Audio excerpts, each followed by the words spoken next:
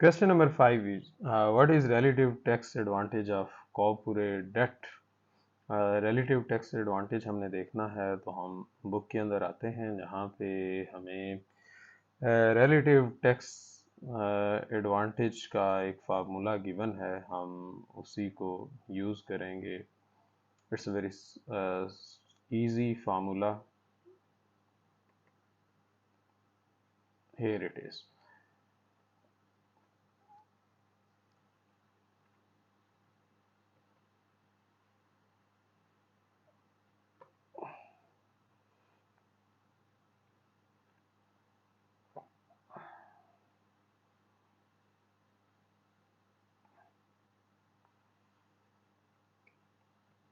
Okay जी, हमें जो इन्फॉर्मेशन यहाँ पे गिवन है वो हम इसी अपने फार्मूला के अंदर पुट करते रहेंगे और हमारा क्वेश्चन सॉल्व हो जाएगा।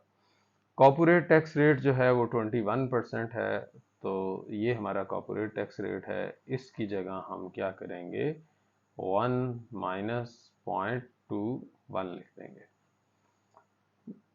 The personal tax rate on date is 0.37%। ये हमारा डेट है 0.37 हो जाएगा। But all equity income is received as a capital gain and escape tax।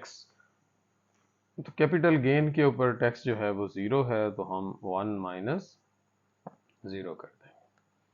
इस सारे को आप सॉल्व कर दें तो आपके पास रिलेटिव टैक्स एडवांटेज आ जाएगा। इसको सॉल्व करें तो this will be 0.63 divided by 1 into 0.79।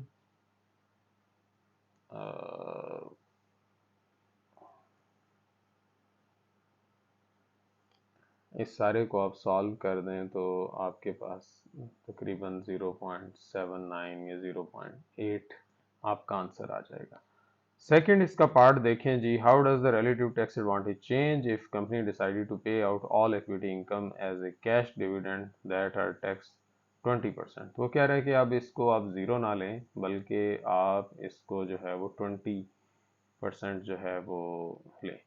हम क्या करेंगे, हम इस 0 को काट के इसकी जगह हम 20% यूज़ कर लेंगे। सो 0.20, बाकी सारा कुछ वही रहेगा।